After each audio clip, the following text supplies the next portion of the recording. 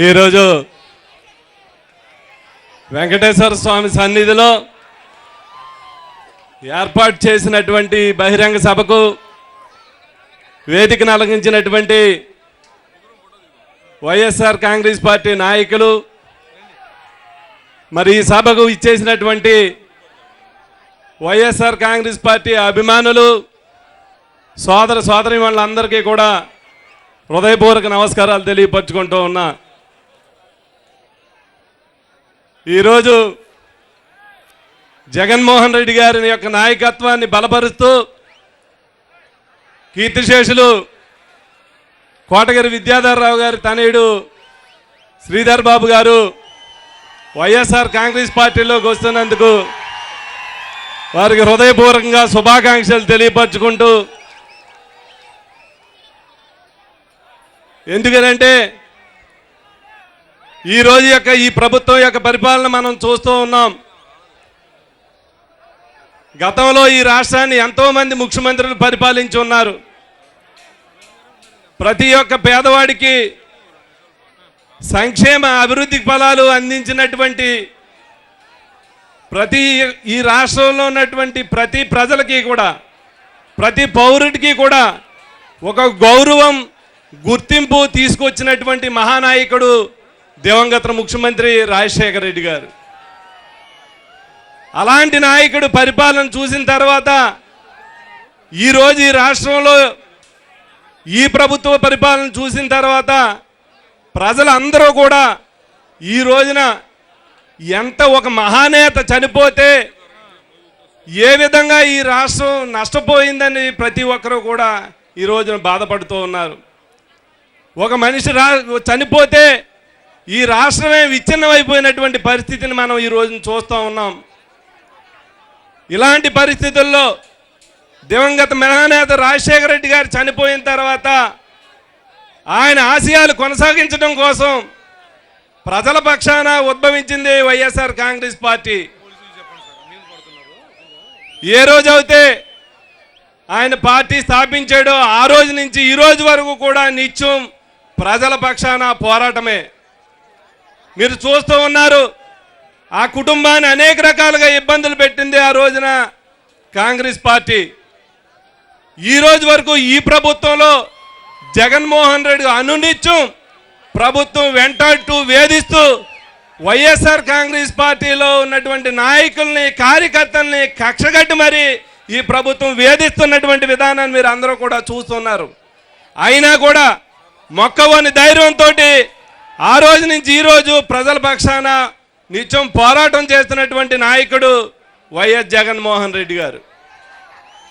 మీరు అందరూ ఆలోచించండి, అధికారమే ధ్యేయంగా ఈ రోజున ఈ ప్రభుత్వం పనిచేస్తూ ఉంది, ఈ నాయకులు పనిచేస్తూ ఉన్నారు.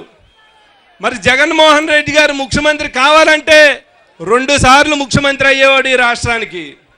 ఆ రోజున దివంగత నేత రాజశేఖర రెడ్డి గారు చనిపోయిన తర్వాత అక్కడ ఉన్నటువంటి శాసనసభ్యులు అందరం కూడా సంతకాలు పెట్టి మీరే ముఖ్యమంత్రి ఉండాలని కోరాం.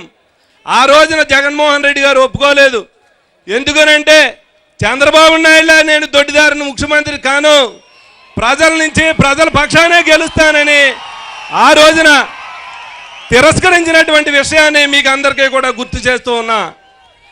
మొన్న జరిగినటువంటి సాధారణ ఎన్నికల్లో చంద్రబాబు నాయుడికి మళ్ళీ మోసపూరిత మాటలు 4 మాటలు చెప్పుండుంటే ఆ రోజున జగన్మోహన్ రెడ్డి మరి ముఖ్యమంత్రి అయ్యి ఉండేవాడు. 5 లక్షల వ్యత్యాసంతో ఆ రోజున మనం రాష్ట్రంలో అధికారం కోల్పోయాం. కానీ ఈ రోజున ప్రజలందరూ కూడా గమనిస్తూ ఉన్నారు.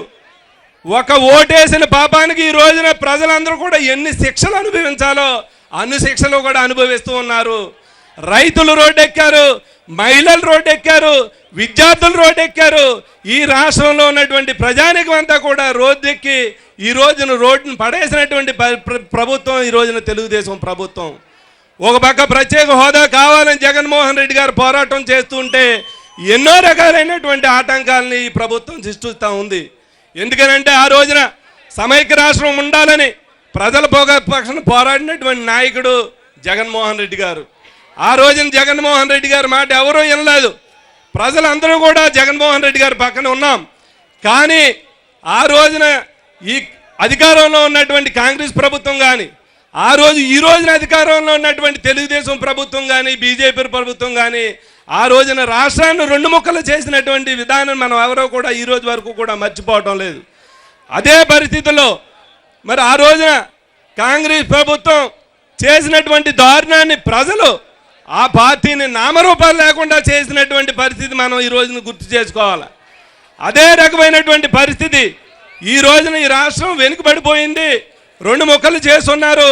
మనం పారిశ్రామికంగా అభివృద్ధి చెందాలంటే ప్రత్యేక హోదా కావాలని ఈ రోజున జగన్మోహన్ రెడ్డి గారు పోరాటం చేస్తూ ఉంటే, ఇప్పుడున్నటువంటి ప్రభుత్వం ఎన్ని కుయుక్తులాడి ప్రజలను తప్పుదోవ పట్టిస్తుందో ప్రజలందరూ కూడా గమనించాలని, ప్రతి ఒక్కరు కూడా చైతన్యవంతులై జగన్మోహన్ రెడ్డి గారు చేసే పోరాటానికి ప్రతి ఒక్కరు కూడా సైనికుల్లా ముందుండాలని మీ అందరికీ కూడా కోరుతూ ఉన్నాను. ఏదైనప్పటికీ ఈ రోజున ఈ జిల్లాలో మనం రైతులందరూ కూడా ఎంతో ఇబ్బందులు మరి పడినటువంటి పరిస్థితి. 60 సంవత్సరాలు రాజశేఖర రెడ్డి గారి కళ పోలవరం ప్రాజెక్టు.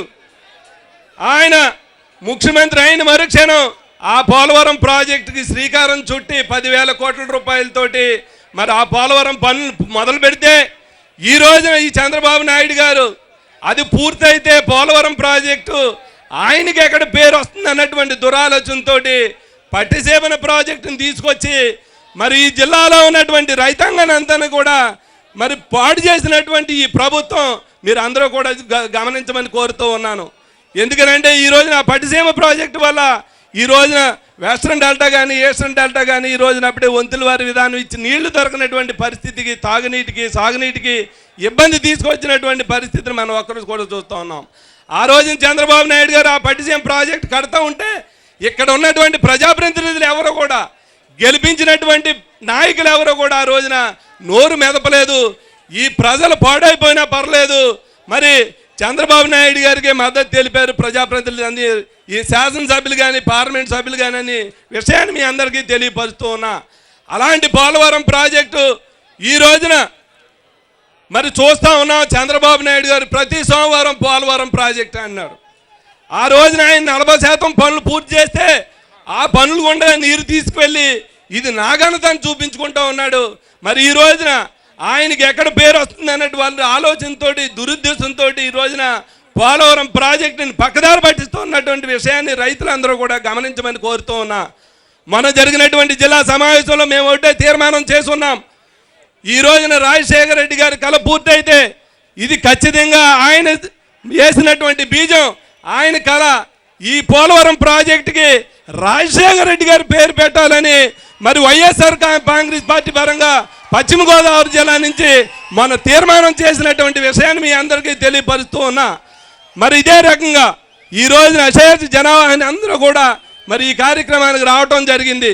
మన అందరూ కూడా రాబోయే రోజుల్లో జగన్మోహన్ రెడ్డి గారు చేసే ప్రతి కార్యక్రమానికి, ఆయన చేసేటువంటి ప్రతి పోరాటానికి భవిష్యత్తు రోజుల్లో రాజశేఖర రెడ్డి గారి ఆశయాలు కొనసాగాలన్నా, ఈ రాష్ట్రం మళ్ళీ రాజశేఖర రెడ్డి గారి ప్రభుత్వం మళ్ళీ సంక్షేమ కార్యక్రమాలు మళ్ళీ అమలు కావాలన్నా మరి జగన్మోహన్ రెడ్డి గారు ఒక్కరే ముఖ్యమంత్రి అయితేనే మళ్ళీ ఈ రాష్ట్రం మరి ఏదైతే గతంలో రాజశేఖర రెడ్డి గారు ఉన్నప్పుడు అగ్రరాజ్యంగా ఈ ఆంధ్రప్రదేశ్ రాష్ట్రం ఎదిగిందో అదే రకంగా రైతాంగ పరంగా కానీ పారిశ్రామికంగా కానీ అన్ని విధాలుగా భవిష్యత్తు రోజుల్లో జగన్మోహన్ రెడ్డి గారి నాయకత్వంలో ఈ ఆంధ్రప్రదేశ్ రాష్ట్రం ముందుకు సాగుతుందని, ఆయన చేసే పోరాటానికి, ఆయన ముఖ్యమంత్రి చేసేదాకా మనం అందరూ కూడా పూర్తి స్థాయిలో పోరాటం చేయాలని మీ అందరూ కూడా మరి పూర్తి స్థాయిలో కష్టించి పనిచేయాలని మీ అందరికీ కూడా కోరుకుంటూ ఈ కార్యక్రమానికి ఇచ్చేసినటువంటి ప్రతి ఒక్కరికి కూడా పేరు పేరున ధన్యవాదాలు తెలియపరుచుకుంటూ ముగిస్తూ ఉన్నా.